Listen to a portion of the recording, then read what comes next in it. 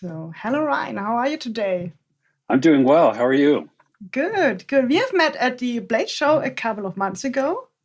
We did. It was a great time. It was so nice to have you guys in the booth next to us. Yeah, We've typically had booths that were perhaps a bit less interesting next to us, so that was wonderful to see all the new stuff. You and I forget who was it you were teamed up with at the booth there. the yeah, the Daily Customs, Daily the brand Customs. name. That's right. The Yes, and I actually picked up one of your pry bars that I'm carrying today. yes, So yeah, the at the booth. Pryback. That's Yeah. awesome. That was yeah. You came over and and I could recognize you as a knife guy. You have that feeling. If you are long enough in a business, you can identify knife guys if they are you know, passionate about knives or not. And you definitely were. You were looking over the table and you, oh, wow, that's great. And I need to pick Yeah. up some things later. And that's the moment I realized we need to do this interview. Yeah, because great. Wow. because that was the point I realized you are not only the company owner of the KPL Pivot Loop, you are also a knife guy, right? I am. Yeah.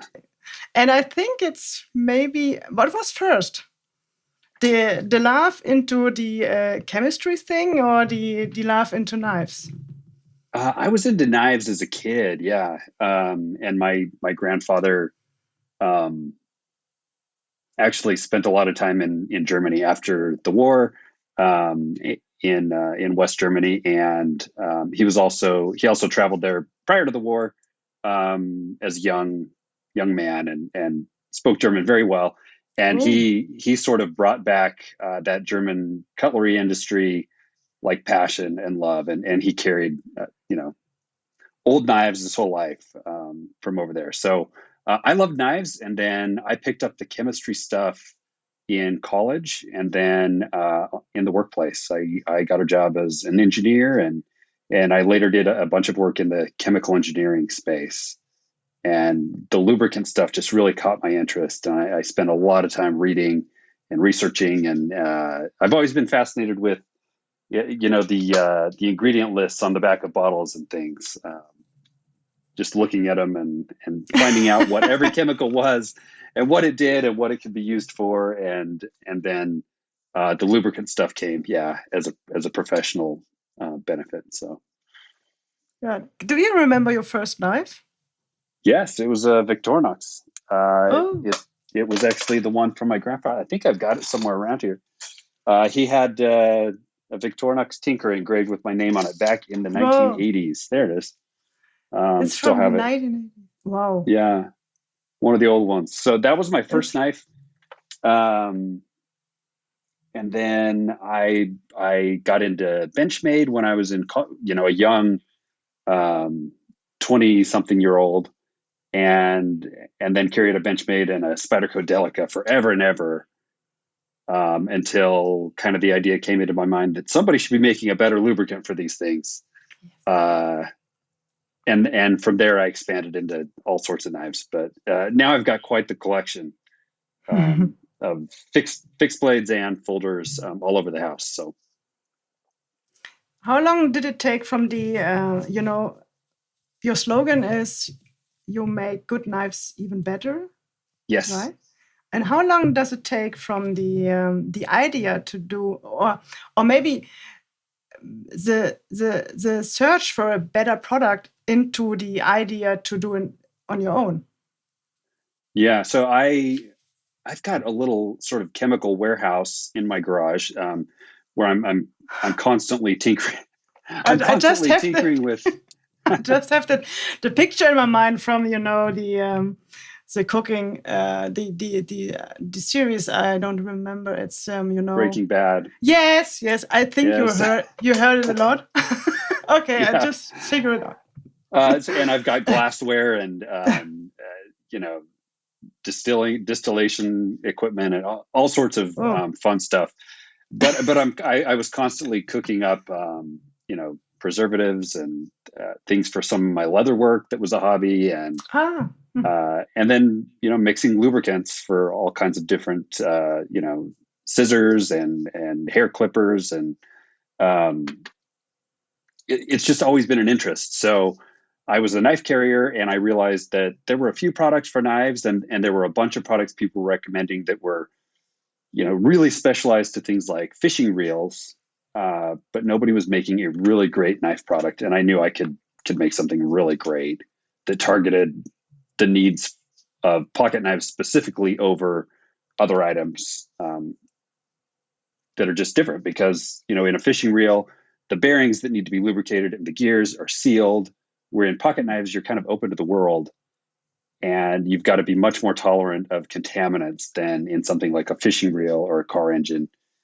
So I spent probably a good year and a half working on the formula, finding a bottle that would work really well for the product. That was a long search, and then lots and lots of testing. And once I finally got it down, I think I carried the product in my pocket for 4 or 5 months to make sure that it wouldn't leak during everyday carry. So all of that, plus my wife is sort of a graphic designer, and she came out with our first logo for us. But it took a couple of years from concept to throwing a website up.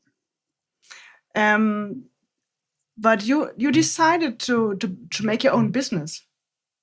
Yes. I think you were I think you were employed in a 9-to-5 business, and you had this idea in your head, or was it just, I want to grow up a business and I will develop an lubricant? What was it? It's more the. I was in business. Yeah, I worked for a software company, and this was something I decided to do on the side. I didn't actually think that it would make very much money. I kind of thought that I had something that was really great and wanted to make it available more than I thought it would become a viable business that could take over my everyday. So I launched it as very much a side project. I think by the time it was all said and done, I had only invested maybe $1,000 of my own money in the thing, and the website was very low tech. I had a bit of programming experience, and so was able to get a website up and running. But I didn't think I'd be at Blade Show one day. is kind of the answer. Yes. So, but we launched Knife Pivot Lube Original was the first formula, and the knife community just really ran with it. And it really filled a need that had been there for a long time, that wasn't being filled well, I don't think, by anyone. Although there are some great products out there, I think we do a better job at certain aspects of pocket knives. So, yes, I have heard a lot. It's KPL is the only thing you should you should use for your knife. It's the best oil, and even here in Europe, you are a big thing. So yeah, it's gone worldwide. We're actually just now kind of expanding to. We've got pretty good coverage in Europe, and really appreciate you guys getting better access for us in the EU market, and specifically in Germany. But the Middle East now is a big market for us, in Asia as well. So yeah, all the knife guys over the world. Yeah. So you never have planned to run your own business. It was just a thing you wanted to do for your own needs and maybe for some others. Right. So, and then you were sold out so quickly that you decided to grow and grow, I guess. Or it's just, I mean, it's a risky decision to quit your job. I guess you have quit your job to do that KPL business. I did. It took a while, though. I unfortunately didn't have, pre-existing wealth, or I didn't have a bunch of money to invest. Yeah. And we don't have any investors. It really was just something that's self-funded out of the proceeds of selling KPL. So it grew very slowly. Quickly, but slowly. We built up processes. At first, we were filling those bottles by hand, and it was me at my kitchen table with a chemistry squeeze bottle, filling each one, capping it by hand.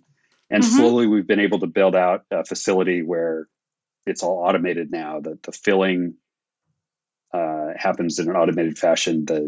We cap the bottles with a capping machine, and we've got a conveyor belt that moves everything along. So that's all happened as we've been able to afford it from selling KPL. And then we've slowly developed more and more products that we think are really good. And it seems to be going well. And our philosophy is we want to be the product that when you want to buy it, you can find it. And so we really stress being in stock all the time on most everything we do. So it's tricky. It's tricky to run a business, but I didn't actually quit my other job for about 3 years of running KPL. So that was just during COVID is when I finally made the switch full time to doing KPL stuff.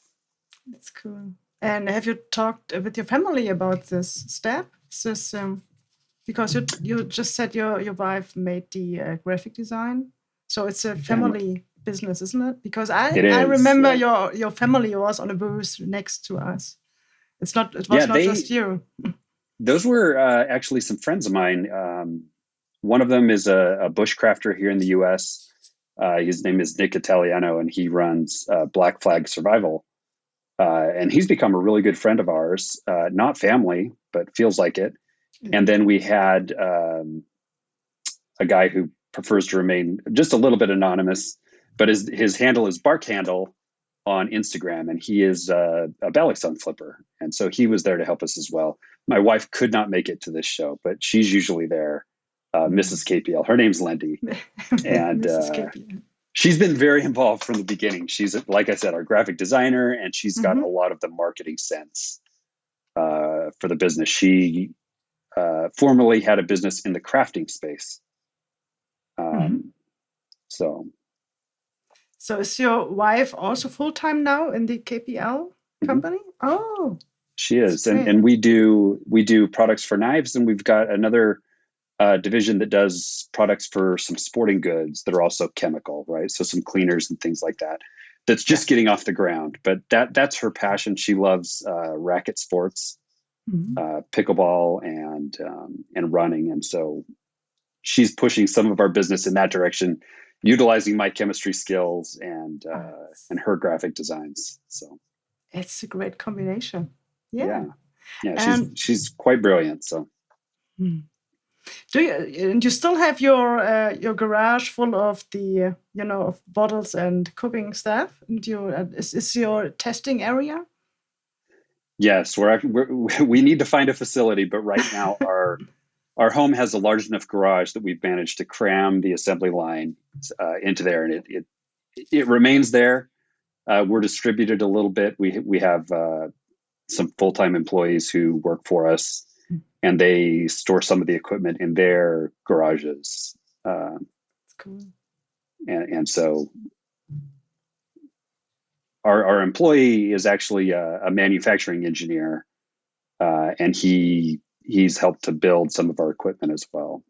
Yeah, and him and his wife do a bunch of the work. So between our house and their home, we've managed to keep the business there, but pretty quickly we're going to need to move to a full-time factory, I think.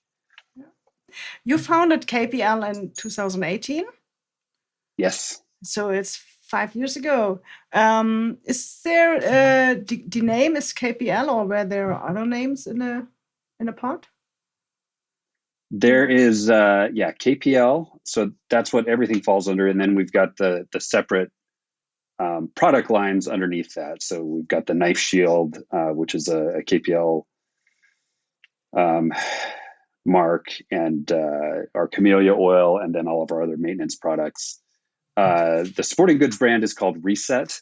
And like I said, that's just getting off the ground. So it's probably not something you'd find by Googling just yet, but starting, yes. And you founded in 2018, and 2020 was COVID-19 hits everyone. Right. So I would say it's not the best time to run a new business. What would you say? How did COVID? That was tricky. That was tricky because once COVID became really real and things started shutting down, our sales took a really big hit, more than in half. They were cut more than in half, which made it really tricky to keep the business going for a bit there. Things started to pick up, though, as people were home more and got more involved in hobbies. And I think in some ways it actually helped us, right? Because people were at home watching videos about knives. Outdoors activities became very popular, at least here, where people could be enjoying activities but not near one another. So lots of people out in the forests, out hiking, getting into pocket knives. And I think in the end, it actually was a bit of a benefit, which is surprising. It did make it really hard to get things like bottles and even bags and packaging because the supply chains were disrupted so badly and chemicals became almost impossible to get a hold of. So we struggled a lot with COVID, but in the end, like I said, we somehow probably got luckier than most people because people were trying new things during COVID. So good to hear. But let's talk about the KPL products. The first one was the KPL oil. Now it's called original oil, or was it always? We always called it original. We had the thought that we wanted to make different products even from the beginning. So KPL Original has always gone by that name. And the design philosophy behind the chemical engineering was we wanted a lubricant that, like I said, met the specific needs of pocket knives, where you don't have a seal that's going to keep dirt and grit out of the pivot of a knife, and you're going to be exposed to a lot of hard abrasive particles, dust in the air, dirt off the ground, rock particulates, lots of pocket lint that's going to try to absorb oils and pull them out of the knife and dry it up. And then a really harsh environment in pockets where you've got salt, humidity,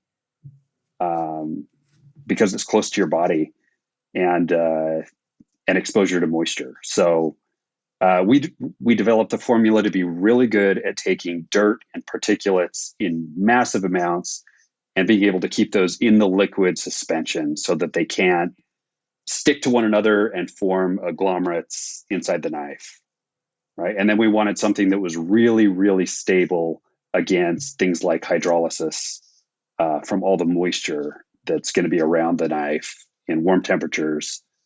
We needed corrosion prevention that was very, very good because in those enclosed spaces in the pivot, moisture is not going to evaporate very, very quickly. So all of those came together in a formula that's a fully synthetic base that's synthesized from the ground up from ethylene. So very, very pure. It's lacking the impurities that would get if you used like a simple oil that's been distilled from crude oil, right? So you're less likely to form acids over time in storage. And it does a really, really great job of moving those particulates out of the space between interfacing metal parts and preserving the knife over the long term. All of that came together really well in a formula that's really nicely weighted. So, it moves the way a knife. It doesn't prevent the knife from moving as quickly as it needs to, but it's got really high film strength at the same time, so that those metal parts never actually come in contact with one another. It seems all they've come together in sort of a magical way that people really, really loved from the very outset. And it was fun at the first Blade show that I went to see people in person try it for the first time. And then within a second or two of operating their knife, they were, the aha light went on in their mind as they realized that this was something special. So we basically tweaked that same formula for KPL Heavy, where we've added some thixotropic elements to increase the viscosity. And then for ultralight, where we've used just a much lower molecular weight base oil with the same additives. And people always ask, what should I use on my knife? Which of the three lubricants, right? So I always say, start with KPL Original. You're most likely to get the best performance out of that product. But if you've got a special use case, you might want to try something else. So the out the front knives, I'm not sure if these are legal in Germany, but some places in the US they are, right? The knives that shoot out the front. For those, we recommend KPL Ultralight because you want something much thinner and lower in viscosity that's not going to slow the knife down as it's moving in and out. Yeah. And then we have our very heavy lubricant, and that we recommend for knives with very large blades, for balisong knives where you've got a lot of momentum to flip around. And then we've got a new product that's called dry film that's not a liquid lubricant at all. And we use that for EDC items like the pens, where you don't want to attract dust or dirt or anything like that into the mechanism where an oil can. And so it's actually dirt repellent and completely dry. It leaves behind a completely dry film that's not liquid at all. So there's the 4 lubricants, and then we get into corrosion preventives, which is our other big specialty. So yeah, I have some questions for the KPL oil. You just described the moment your people has while they are using it for the first time. I actually has the same memory about KPL. You use it? Really? Yeah, I had the same because I was using oil and for a customer's knife, and it was not flipping well. And I'm used to oil, Right. and it was still not flipping. And then I used KPL. I was moving it, and there I put another drop in it, and then it was flipping again because of the dirt in the knife. I think so. Right. Yeah. And this was. This tends to happen where maybe an abrasive particle has embedded itself into the steel liner of a knife, or into the phosphor bronze washer or something, and you really need a lubricant that's got high wickability, really high film strength, and often a single drop you can dislodge that, and just boom, you've made an instant difference. So we think we've got something really great. It seems to have caught on well, and people give us great reviews. So that, and we try to offer just the best customer service I can when people have issues or problems, or something arrives damaged in transit. We do our very best to make it right, no matter what it takes. And all of that combined, I think, has led to what I hope is a good reputation in the knife market. So would you say you should use KPL with the with the disassembled knife, or can you use it? Do you need to disassemble the knife before you use it? What would you think? That's an interesting question. I disassemble knives for videos, for content, but in my everyday life, I rarely disassemble my own knives. I just don't have the time. I'm trying to run a business. So my typical operating procedure is to add the drop of KPL whenever the knife is feeling a bit sluggish, and then to swab away any excess. And KPL is so good at pulling the contaminants into the liquid that as you're swabbing it away, you end up with a knife that is sort of self-cleaning. So I don't disassemble very often, and I don't find the need to, but it is a lot of fun, and it makes great video content. And I know that many of our users are big disassemblers. And so I absolutely support either way you want to go. I know it's intimidating for people at first who are not, mechanically inclined, but I think either way is valid. Yeah, got it. And if you've got the time and the inclination, go ahead. But with the a really high quality lubricant, it's not always necessary. It's good to hear. Yeah.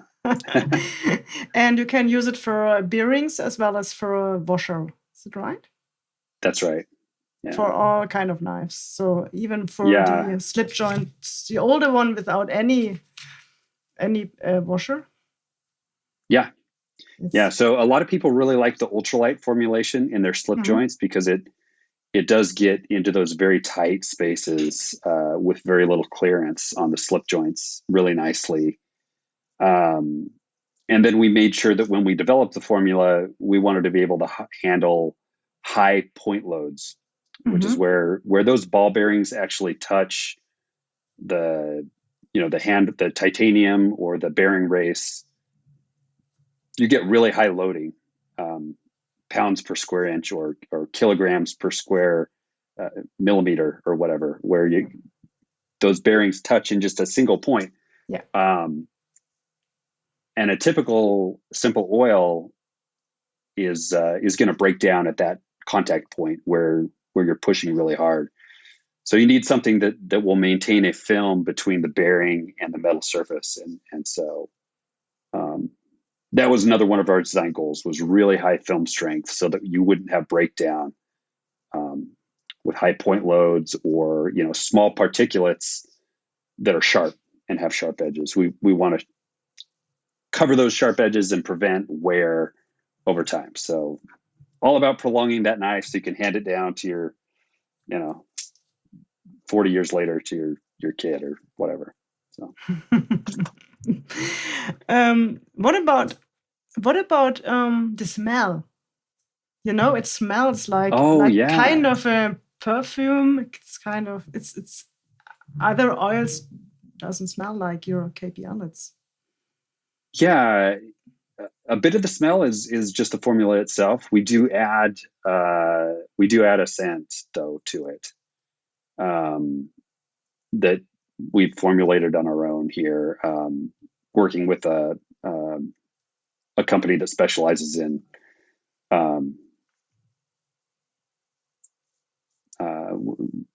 how would you call it? But specializes in making products appealing. So it's got a little bit of a non-toxic oil-based scent in it that helps just a little bit. But even before I add that, our scent formulation into it, it's pretty pleasant. So if we add the scent, and the red is a coloration that we add just a tiny bit of, because we like it. It goes with our brand. Yeah, it looks kind of different, and I like it too. And we got it just right so that we have the color, which is nice. It also helps with visibility as you're applying the product, but it's non-staining and doesn't, even on a knife that's got, say, jade G10 handles that are very light in color, it doesn't stain anything. So it's worked out really well, and we've kept with the red all the way through on all of our products, and it's become sort of a marker of our brand now, which is what we're hoping for. The red and the metallics is our thing. And it's also not kind of poisoning, because it's for food preparation as well. You can. Yeah, so we've gone non-toxic with all of our products. Yeah.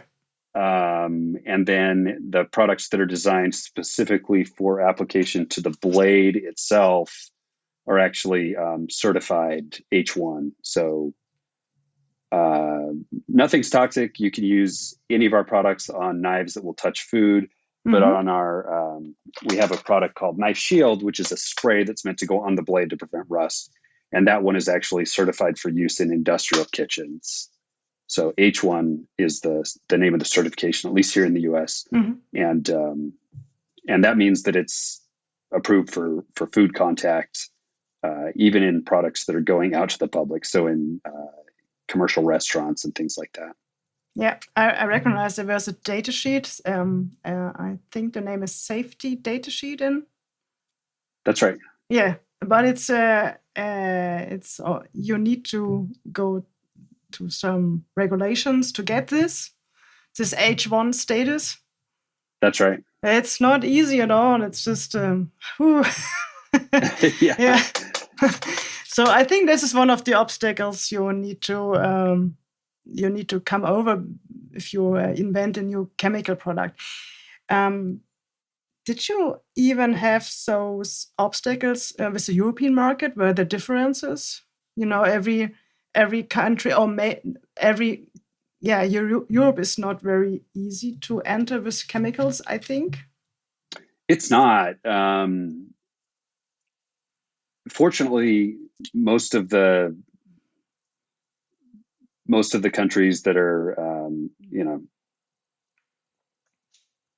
sort of the NATO and EU countries have done a lot of work to harmonize some of that, which has made it a bit easier. But each country has its own import rules and regulations and duties and fees, and that is quite tricky.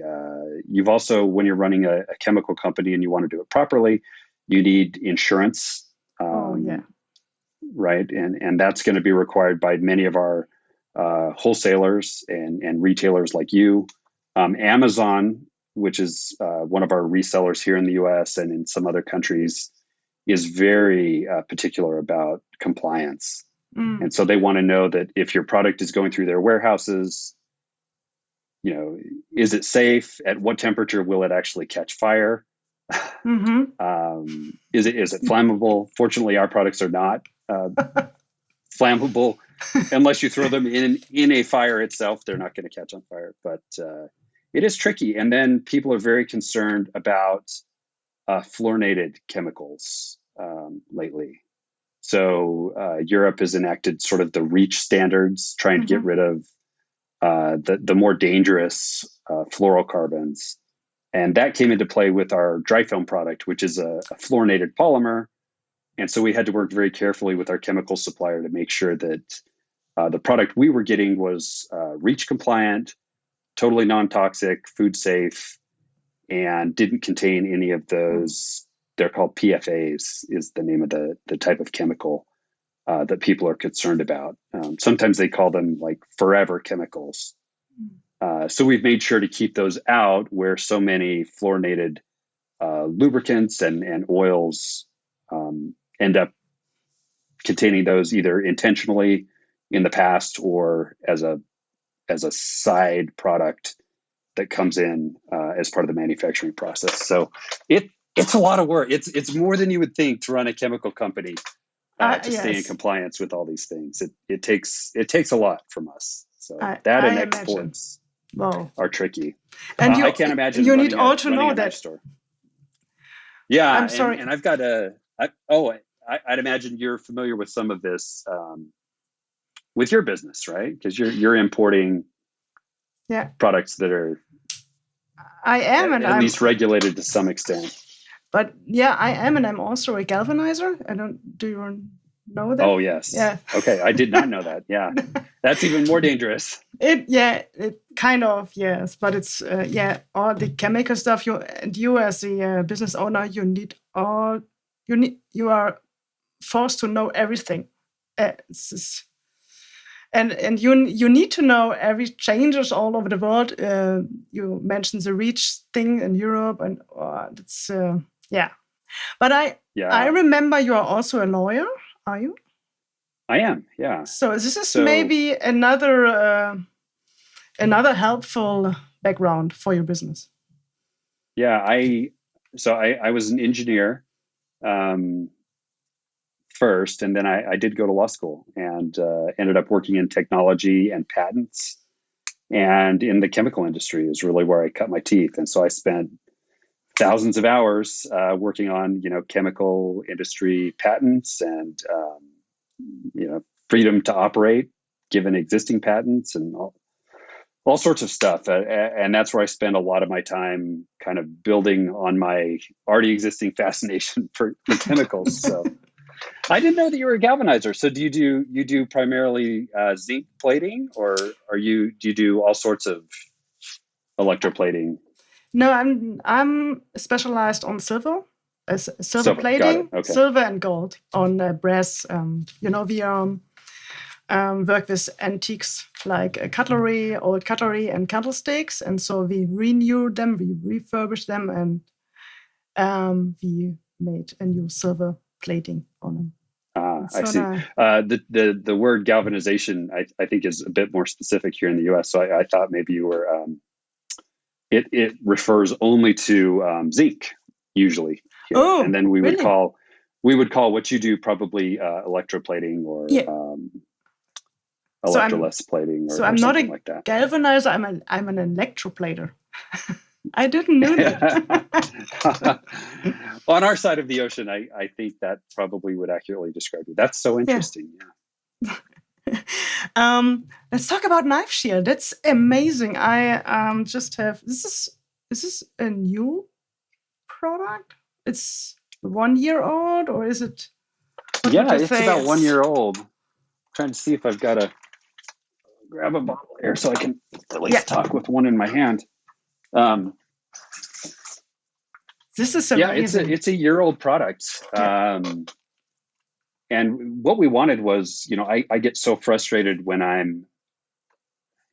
love to use my knives outdoors, but often I'm just using them to cut open boxes, and your knife blade will end up getting coated in so much adhesive residue, and it's really hard to get off. And the best thing for getting it off was always naphtha, like lighter fluid, really flammable stuff. And so we wanted to come up with something that would work as well as that, but be water-based and food safe, and not leave behind, whatever chemicals are in naphtha.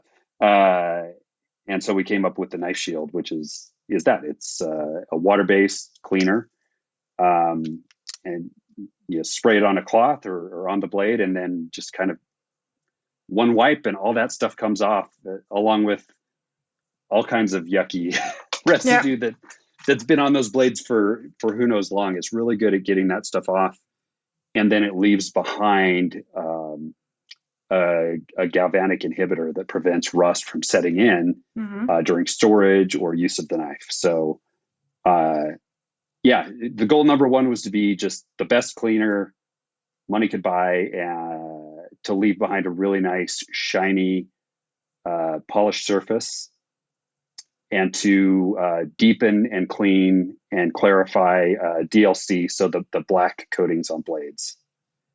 And then rust was right up there as the second number one objective, was preventing rust from setting in.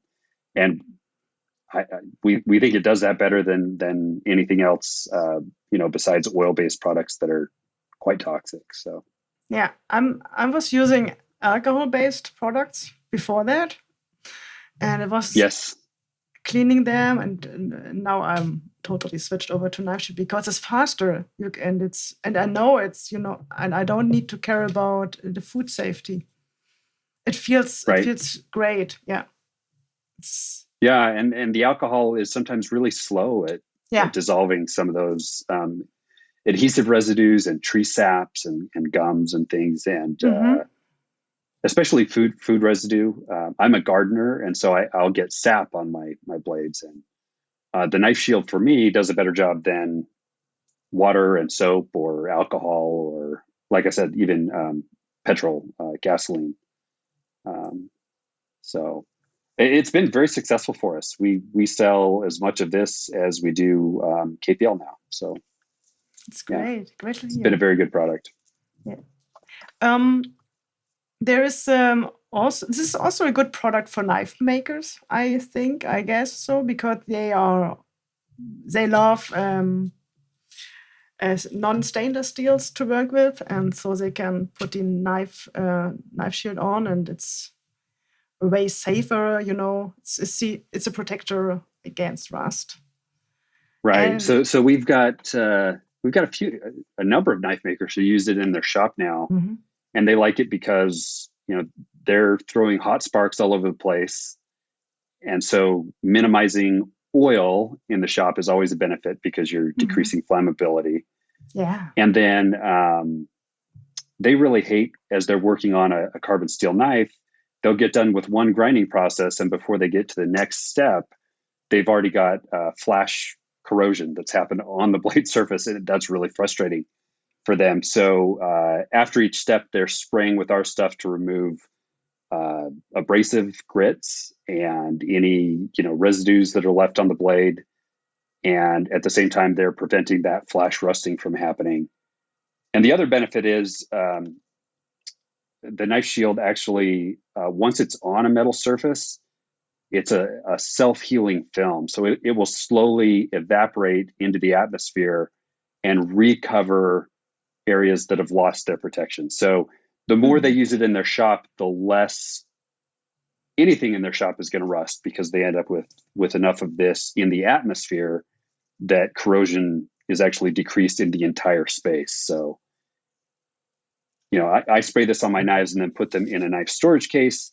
The knife that's been treated is protected, but it's actually emitting very slowly a vapor that'll help protect everything else in the knife case. And so it becomes a self-reinforcing rust preventive. It's got a vapor pressure that's low enough that it can actually slowly sublime into the atmosphere. Oh, I didn't know that. It's good to know. Yeah, it's hard to explain in a few Yeah. words on a website, but yeah, it actually is. It's what's called a vapor phase corrosion inhibitor is what we've included in there. That's also food safe. So, and it's also safe with wood handles, and you can use it on everything, I guess. I have read on your page. You don't need to fear any materials like wood or carbon fiber. Right. It's safe kind of across the board, and then it prevents tarnish on other metals as well. So you're a silver worker, a silver smith. So it actually will prevent tarnish on copper, brass, bronze, silver, and on some things like mokume gane, say that's a combination of different metals. So it's got a really broad applicability, and then really material safe because it doesn't contain solvents. Besides, distilled water is actually the base of the whole thing. So very, very clean and safe across the board. And how long did it took you to develop this? This one was a long time. This took a concerted effort over probably 18 months. Whoa.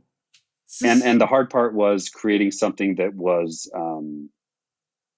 stable in an aqueous carrier, so in a liquid water carrier. And so finally we got that down. Finding a good bottle was tricky. We wanted something that was sort of unique to us, and so all that came together over a very long time. It took us a long time. We had to buy a bunch of new equipment, some very expensive, very absurdly expensive mixing equipment that was tricky to get a hold of. So yeah, it was a long time, and it was sort of a risky investment for us to make on a product that we didn't know if it was going to be successful. So probably one of the riskiest points in our business was the launch of Knife Shield, where we'd invest so much money into the equipment to make this work. And the chemicals are quite expensive as well. So we have to buy those in very large quantities from the companies that synthesize them from scratch, and then we mix them. And so, yeah, tricky to get right. I can imagine. Is there a best before date for your chemicals and also for your products? So this is another thing you need to keep in mind. Oh yeah, so Knife Shield has a shelf life that's around 5 years. Oh, that's good. Yeah, and it's not that it goes bad or will no longer work, but you tend to lose some of the stability, so it'll separate into layers. And that can be helped by storing it in places that are not very, very hot. So Knife Shield has a quite long shelf life. The Knife Pivot Lube products, the oils and lubricants, are indefinite. They have an indefinite shelf life. They'll last 50 years plus, probably hundreds of years based on what they're made from. So especially in a sealed container, they're going to last your lifetime and more. And that helps because they're in the knife, and we don't want them to turn into gums or turn acidic over time, which is what happens if you put, a simple oil into a product. Is it'll eventually turn into a tar-like substance that's actually sticky instead of lubricating. So I see. So this is why you're no need to worry on the Knife Pivot Lube, and you should have probably used your Knife Shield up well before it'll start to age out on you. Got it. So this is also a reason because you put so much time and research for the best bottles for your products, isn't it? Yeah, well, we want to make sure that they don't leak Yeah. because so many products do come in bottles that are very poor, and we want them to be really convenient. So, like I said, the first bottle for knife pivot lube we found at sort of a very obscure manufacturer at the time. Since then, since we put it out, it's become more available because we're ordering so much of it. But this one we also located a bottle that was in this unique rectangular shape. Mm-hmm. And then we're working right now on a pen style applicator for knife pivot lube that'll be a bit more pocket friendly, a longer and thinner, skinnier form factor. I'm not sure when that's going to come out. We're having to do that one custom from scratch. So I'm in the process of designing that at the moment, but sometime down the road, that one's coming. So speaking of research and development, you are the research and development department of your company, right? You are doing everything. I am. That's my favorite part. Yeah. So being involved in patents, I loved the fact that I was exposed to so much technology. And being an engineer previously, I love the chemical engineering aspects of my job. Mm-hmm. And then I also get to use some of my electronics. So I've built our assembly line here. Much of it is 3D printed. Mm-hmm. Our filling machine is a custom metering pump that fills on 6 channels simultaneously. And that's all stuff that I got to build. So I got to put my engineering skills to work and build out an electronic filler, and the whole assembly line is cobbled together.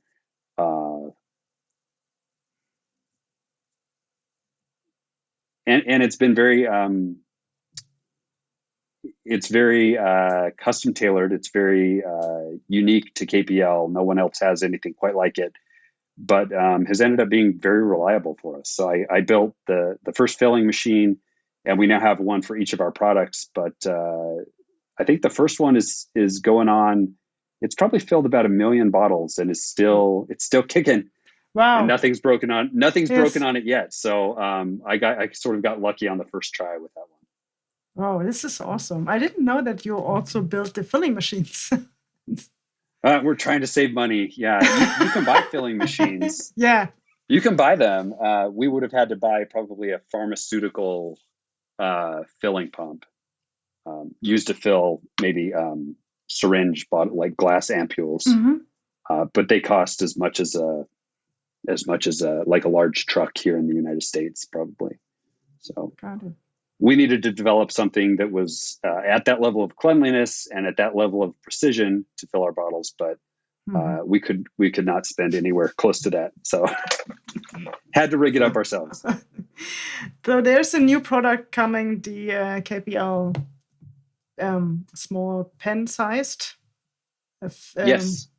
Is there anything else in your mind you want to talk about? Do you want to maybe something, just if I imagine, maybe something, a product which is removing rust? Is this something you can do? Maybe? That's or you something we are thinking about. Yeah. Yeah. I actually have a test bottle on my shelf over there. I've got to get it right. Mm-hmm.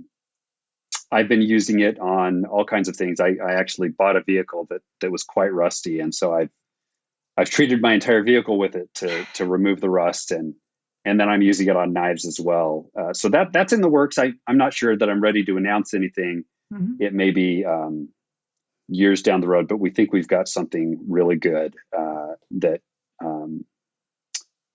will convert and remove rust, and then leave behind a much more rust resistant chemical coating at the same time. That's not very obvious. So that would be meant for restoring very old knives, like mm-hmm. heirlooms, right? Without having to polish them to the point that they're no longer valuable or heirloom quality. So that may be coming in years ahead. I don't have any timeline on that. We are working. I think I'm close enough that I can let a little secret slip, but we're working on some products in the bushcraft space Ooh. that we think will be really exciting. So I'm a big I love camping and sort of surviving in the wilderness for short periods of time. Do a little bit of hunting as well. So we may move into the bushcraft space a little bit, and hopefully you'll see something around the end of this year where we're trying to get into bushcraft and survival. Yeah. So we will see. It's probably not going to be a major product announcement, but at some point you'll see it pop up on our website, and we'll see how the industry takes it. I believe I'm going to attend a bushcraft gathering later in the year in the state of Georgia here in the U.S. Yeah. Where we may preview that. We'll see. We will see. Not quite certain, but sounds great. We're always working on Yeah. new things, and then, like I said, we've got a sporting goods line that is my wife's passion, and that's in the process of launching right now as well. So, from your side as a chemical expert, what is your favorite steel?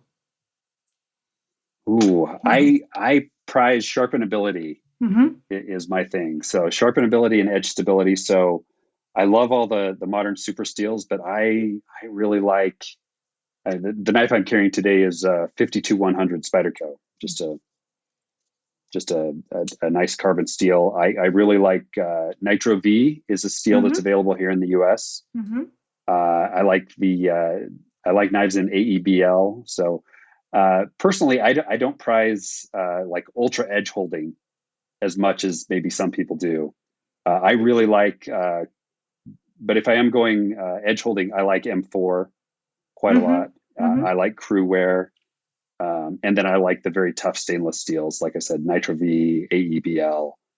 And then there's no way not to own a whole bunch of knives in M390. And so half my collection is M390 because that's been so very popular the last few years. But I do like that steel as well. That's a great steel for edge holding and stainlessness. But I tend to gravitate towards steels that are a little easier to sharpen in the field.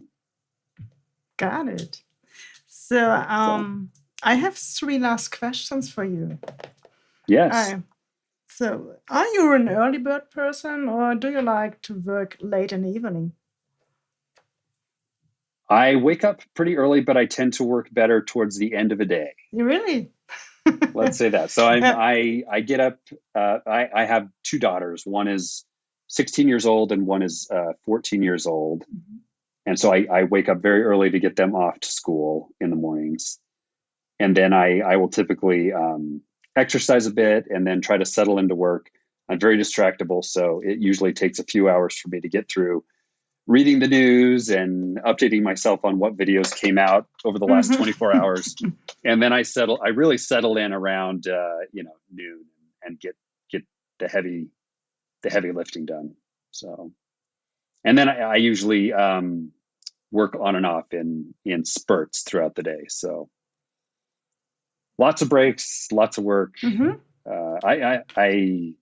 We, at least here in the US, ADHD has become the term we use to describe that. I don't have ADHD, but that's probably a good way to characterize my work ethic.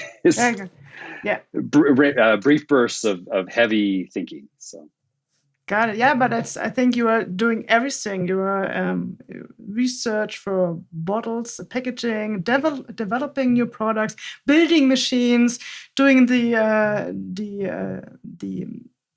knowing stuff you need to know for entering a European market, knowing all the regulations. So it is a lot to think about it. And when does end your day or normally? I usually end around 6 or 7 p.m. And then I'll kind of shut things down. And maybe put out some content on social media. So yeah, you are always with your mind in the business and or into the knife business. And what is your most important tool? My most important tool, It's this guy, calipers, right? So this is my favorite tool. I love this. This and a pry bar are my go-tos for most things, but this is my favorite. I'm also a huge fan of wrenches and hammers. So I've got my little hammer collection over here on the wall. Oh, yeah.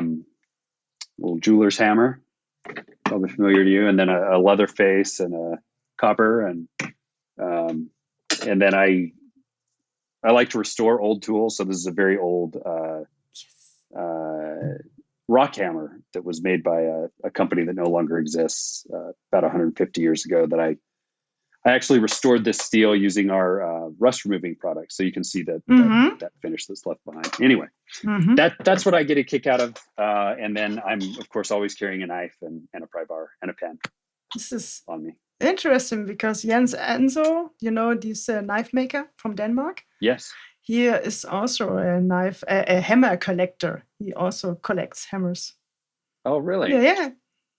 Yeah. No, I love to find very old hammers, and then actually my right arm no longer works. I've lost the ability to use my right shoulder, but I very slowly rehandle them using my left hand, and I'm a right-handed person. So usually something like this will take me months and months of very slowly working with a not very coordinated right hand anymore. But it's a fun hobby. So.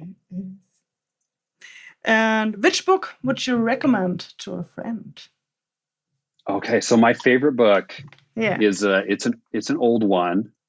It's a Western, and it's actually considered to be the very first Western novel ever written. Really? That's kind of a true Western in the sense that we would think of one today. It's called The Virginian. So it's named after the state, the Virginian. It was written by a man named Owen Wister in the 1800s, I believe, and it's got all the elements that you would expect in like a classic Western. Really beautiful language, and the gentleman who wrote it is actually his parents were German immigrants. He comes from a German family and grew up in a town called Germantown, Pennsylvania. So especially for your audience over there, I highly recommend it. It's very good, very picturesque. It was written in a more innocent time, but it's got frontier justice, and it is just a beautiful book. So The Virginian is a really, really good one that I'd recommend to anyone. And it's been translated into all the languages, so you can find it in probably whatever you're looking for. It's cool. Good to know. I think I never have read a Western before.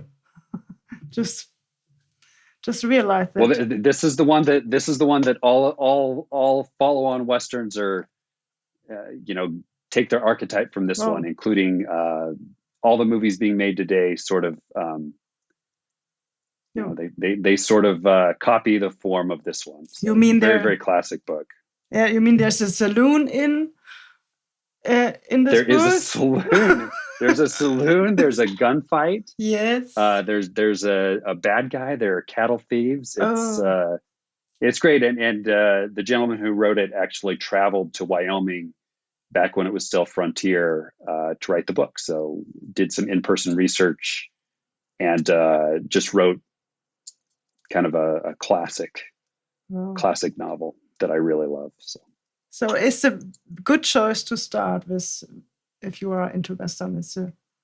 Yes, very good classic American literature as well. It's awesome. Thank you so much. And also thank you so much for your time, for being here. Yes, I'm so happy to join. I'm so happy to be with Knife Lounge, and I just love making our product more accessible to people in more places. Which, like I said, that's our whole philosophy, is to be available all the time, no matter where you're at. Yeah. And so thrilled to be in your shop and to be in Munich and to make ourselves more available and easy to get in more and more places. So. Yes, and I hope we will meet again at the Blade Show or other shows, or maybe in Germany soon. I would love to come to the what is it, the IWA show? Yes. Yes, I'm hoping to come to the IWA show at some point. Hmm. And I hope you guys stay in the same booth next year for the Blade show, because Yeah, I hope that so was very too. fun. So thank you. See you. Yep. Thanks for Bye having me bye. join.